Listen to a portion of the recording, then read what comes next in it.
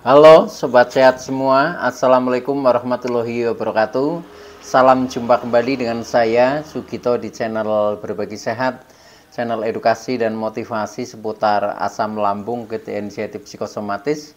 Berdasarkan pengalaman saya sebagai orang yang pernah mengalami penderitaan asam lambung, GTNC psikosomatis.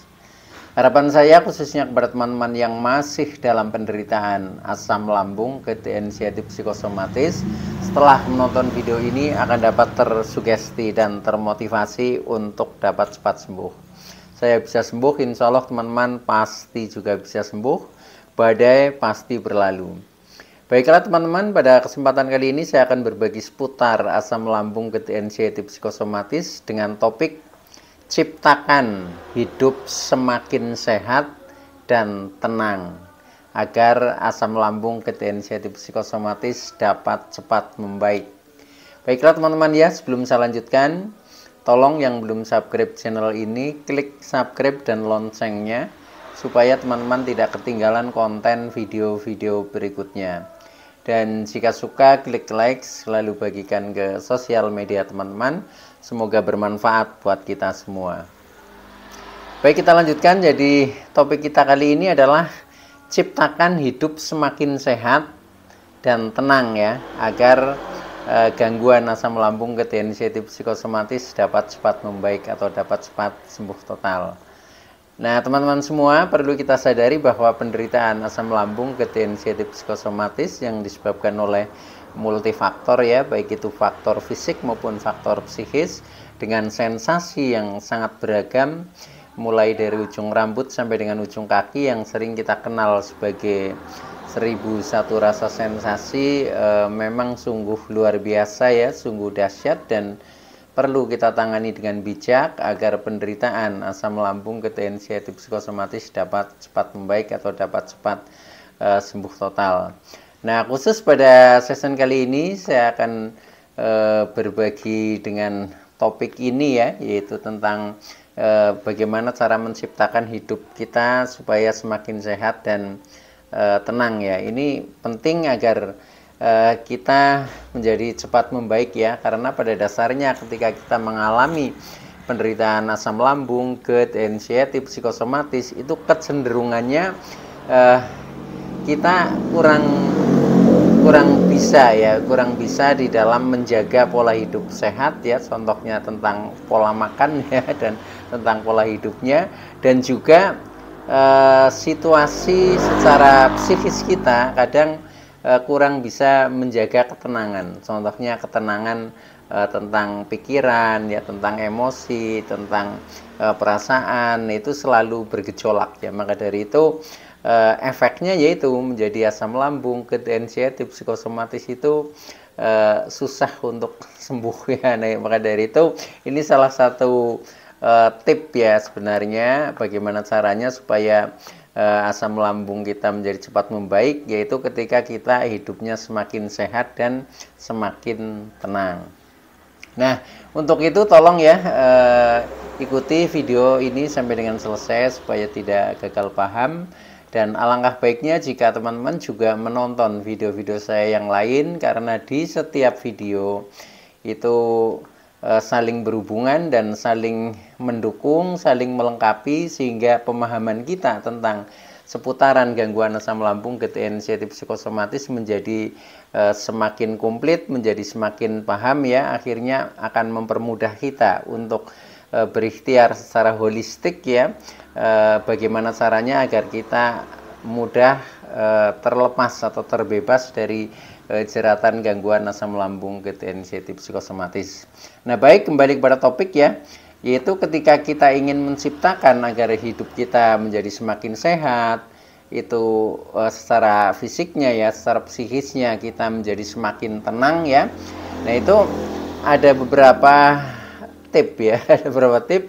Yang pertama yaitu pikiran itu fokus pada saat ini teman-teman ya, supaya nanti jadi pikiran menjadi semakin tenang ya. Nah ini jadi pikiran fokus pada saat ini ya.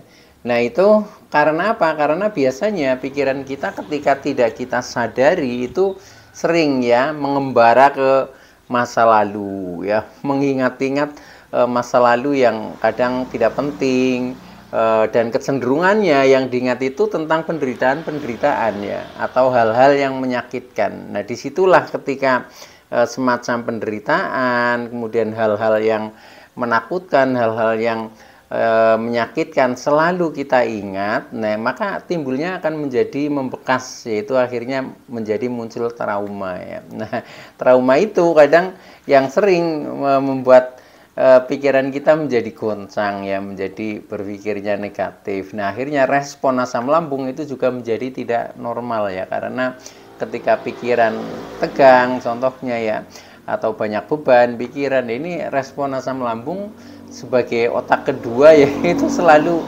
sensitif ya, sehingga ketika pikiran tidak tenang ya kecenderungannya asam lambung menjadi tidak normal, contohnya seperti itu ya.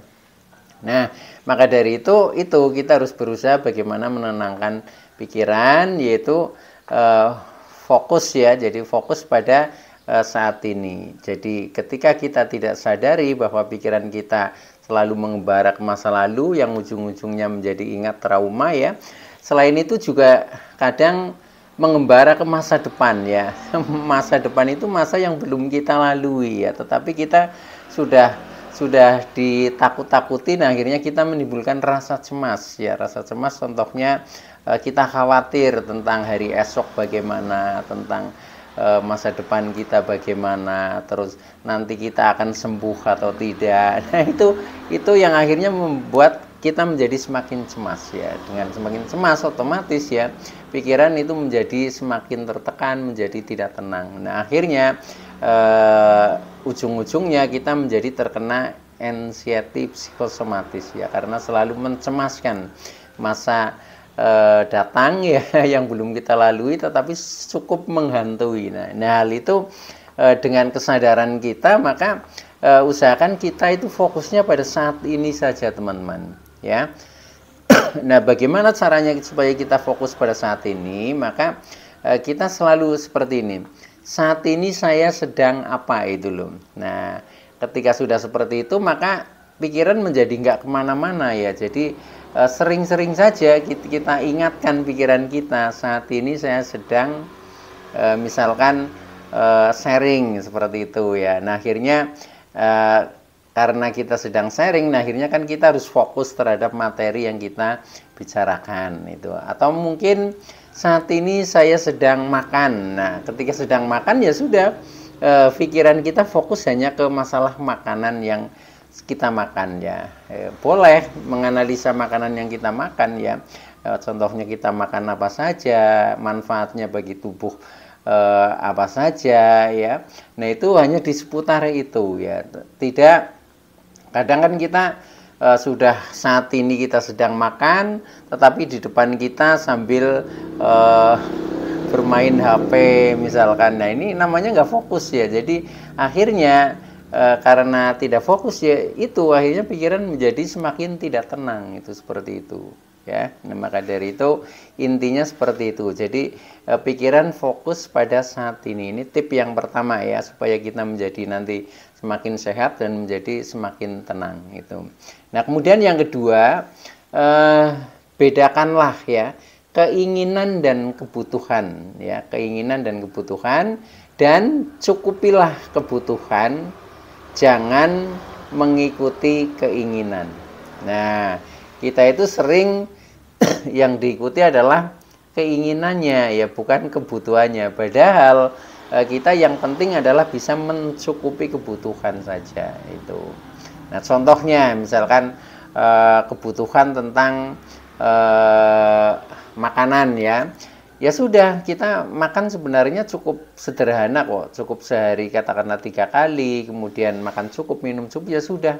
Tidak usah kita membayangkan yang tidak ada, padahal itu mungkin makanan yang efeknya tidak baik. Kita selalu mengejar makanan yang mungkin menurut kita enak-enak ya, tetapi kadang juga akan meracuni diri kita sendiri ketika kita selalu mengejarnya yang enak-enak, misalkan yang terlalu berlemak terus. Nah, akhirnya kan dampaknya bagi tubuh kita menjadi tidak baik. Nah, maka dari itu ya cukup seperti itu. Jadi cukup kita istilahnya hanya mengikuti kebutuhan saja ya, jangan mengikuti keinginan. Demikian juga kebutuhan dan keinginan dalam hal-hal yang lain ya. Jadi kita tidak usah terlalu berambisi ya, kemudian semua istilahnya keinginan kita harus tercukupi, nggak seperti itu. Jadi yang penting dasarnya adalah hanya mencukupi kebutuhan. Nah dengan seperti itu nanti kita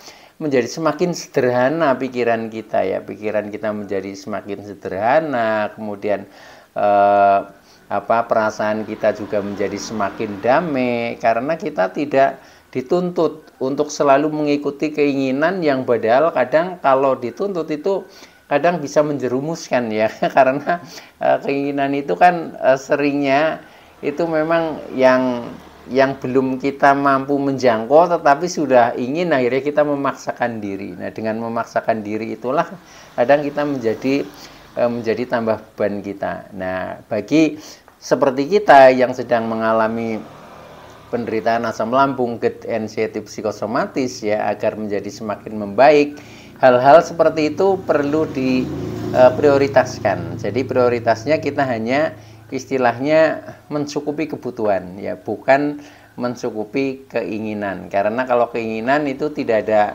batasnya ya, keinginan kita sebagai manusia kan selalu meningkat seperti itu. Tetapi kalau yang namanya kebutuhan itu ada batasnya, hanya secukupnya. Kalau udah cukup ya sudah, seperti itu. Nah itu adalah tip yang kedua ya, agar kita menjadi semakin sehat dan secara kejiwaan, secara psikis kita menjadi semakin tenang. Itu. Nah kemudian yang ketiga ya, ini hubungannya dengan masalah fisik ya, selalu menjaga pola makan ya. Jadi kita jangan ceroboh ya, jangan ceroboh ya.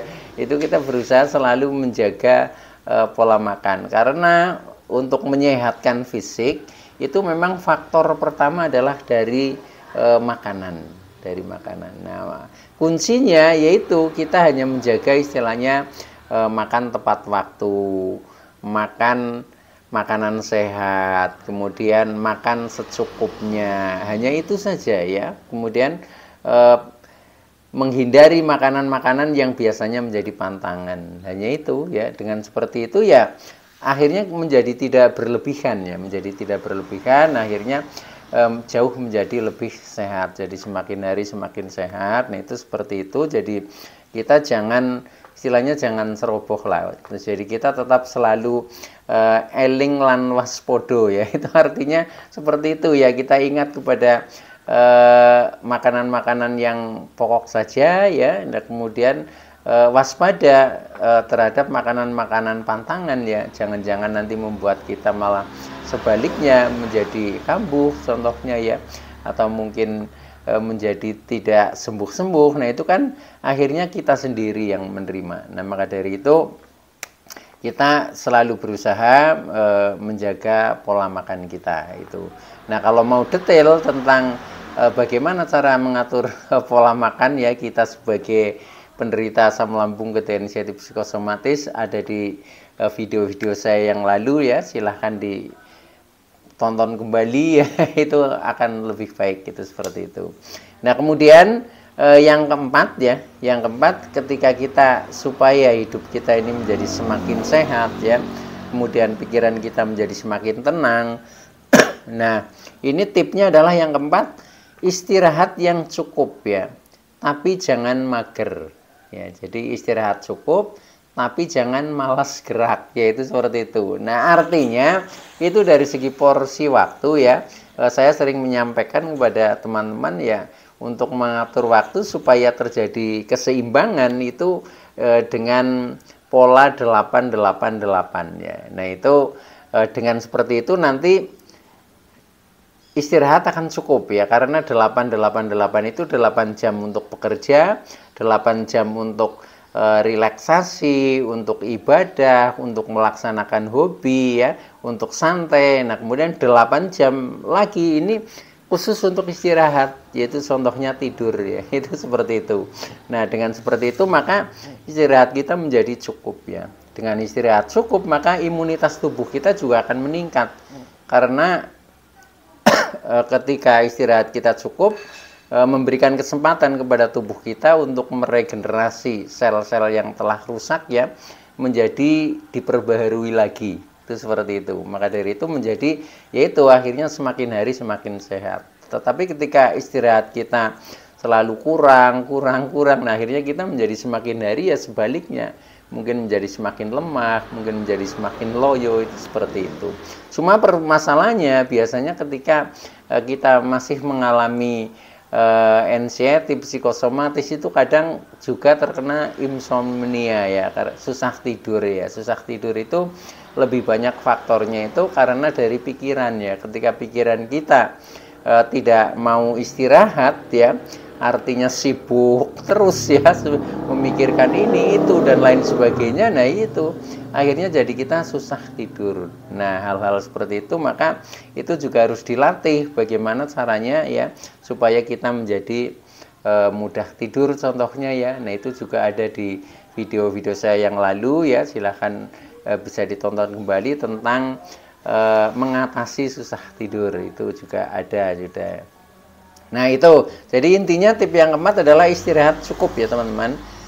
Istirahat cukup tetapi jangan malas gerak. Artinya ada keseimbangan antara contohnya tidur ya dan gerak atau olahraga ya. Olahraga ringan lah, contohnya jalan kaki tiap hari 30 menit misalkan, itu sudah cukup, sangat cukup sekali, itu seperti itu.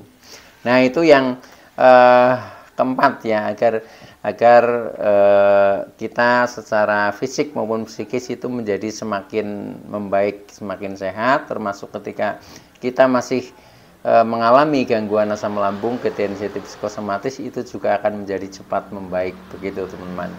Nah kemudian yang terakhir ya, agar kita menjadi semakin sehat dan semakin tenang ya secara kejiwaan ya. Nah ini adalah tipnya adalah meningkatkan imtak ya, iman dan takwa kita teman-teman. Mengapa kita perlu meningkatkan imtak kita ya? Karena kita itu memang butuh sandaran ya, secara psikologisnya itu butuh sandaran lah. Jadi istilahnya membackup kita secara mental ya, secara keyakinan. Nah itu maka kita harus meningkatkan iman kita ya.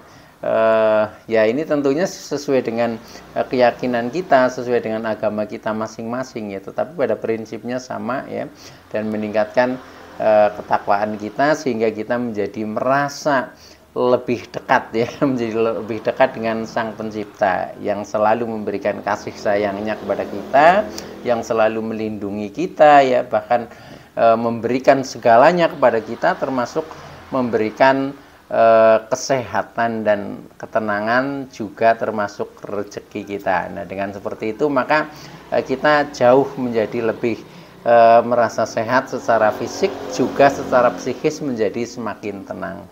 Nah dengan kondisi semacam itu, ini sangat positif ya untuk penderita asam lambung, sensitif psikosomatis, insya Allah akan membaik ya dengan seperti itu ya. Baiklah teman-teman ya, itu dulu yang bisa saya sampaikan, kurang lebihnya mohon maaf ya. Terima kasih atas like, subscribe, serta komennya. Saya Sugito dari channel Berbagi Sehat. Saya bisa sembuh, insya Allah teman-teman pasti juga bisa sembuh. Badai pasti berlalu. Oke, terima kasih. Wassalamualaikum warahmatullahi wabarakatuh.